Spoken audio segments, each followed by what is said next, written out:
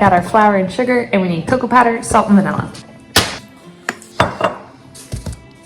This recipe also calls for butter, but I think I'm going to use coconut oil instead. So we are changing quite a few variables today. Okay, we have all of our ingredients now, so we can get to baking. The recipe says 325, so we're gonna go ahead and preheat our oven.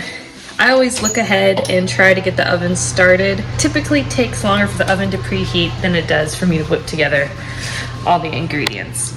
The recipe says to use a heat-safe bowl, so I just have this glass Pampered Chef bowl. We are gonna be basically making a double boiler here, so you put water in the bottom of the saucepan and the bowl on top. So I'm actually going to go ahead and get some water started simmering so it heats up by the time we're ready for it.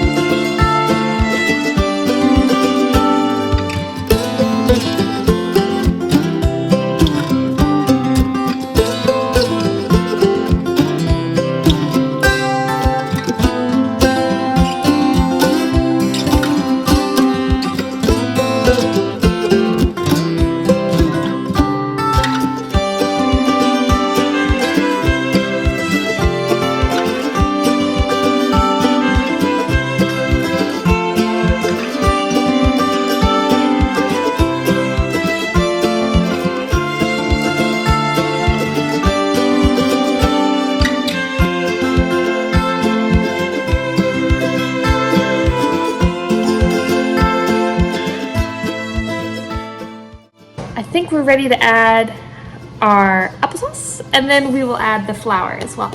You use one of these kid-sized containers or every egg you're replacing. So we're replacing 2 eggs today, so we need 2 applesauces. Okay, so we have our chocolate mixture, and we're just gonna add our applesauce into it.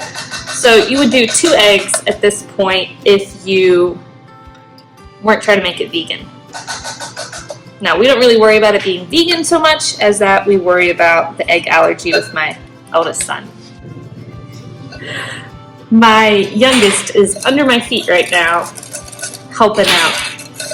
He's chewing on some measuring cups. Okay, so I'm just gonna tear my bowl. Make sure, one tip, if you're using a scale to measure, if you're gonna take the utensil out, that will affect the weight. So I leave the whisk in while I add the flour since I teared it with the whisk in, if that makes sense. So we need 65 grams of flour, which is about a half a cup.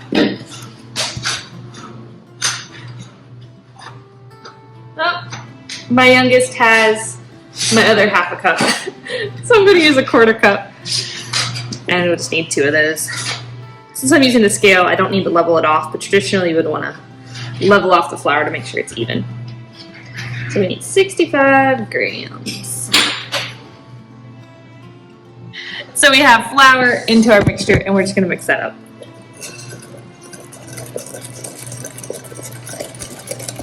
So I'll show you, this is what we're dealing with now.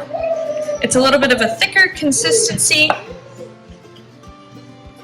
It at least stays together, doesn't run straight off the whisk. Let me get a spatula and we'll pour this into our pan. I'm just going to pour this into my pan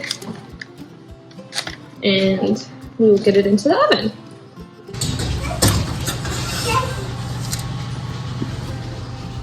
Okay, so I think I'm going to go ahead and take these out of the oven.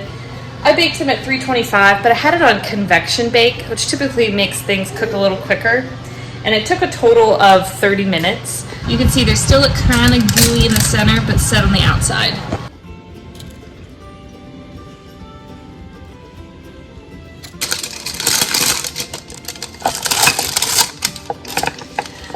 I just lifted them into this Pyrex, well, from one Pyrex to another Pyrex, just to help them cool a little faster since the pan's still hot. Okay, time to check our brownies. I just popped them out of the dish here onto the counter.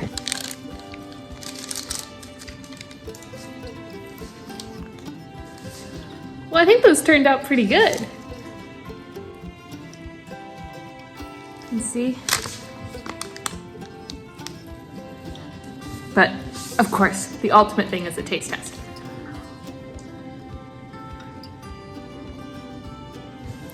Okay, yeah, those are surprisingly good. It's always hit or miss with altering recipes and trying to make them egg-free, but this really worked. Once again, Cara, Bluebird Homestead. Hope you had fun hanging out with me today as I made some vegan brownies. And let me know in the comments if you made them too. Bye, y'all.